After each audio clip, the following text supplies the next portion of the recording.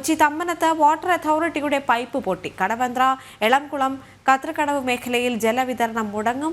പൊട്ടലിന്റെ ഉറവിടം കണ്ടെത്തി. അറ്റകുറ്റപ്പണികൾ പുരോഗമിക്കുകയാണ്. പൈപ്പ് പൊട്ടി വെള്ളം റോഡിലേക്ക് ഒഴുകിയത് തമ്മനം ജംഗ്ഷനിൽ വൻ ഗതാഗത കുരുക്ക് സൃഷ്ടിച്ചു.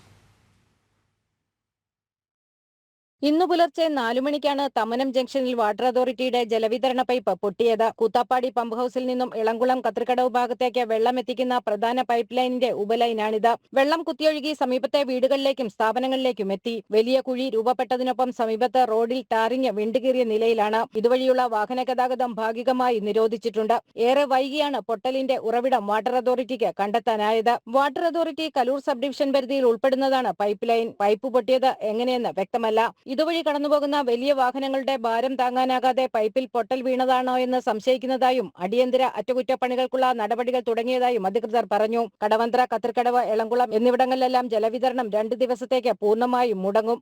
ജനം, കൊച്ചി.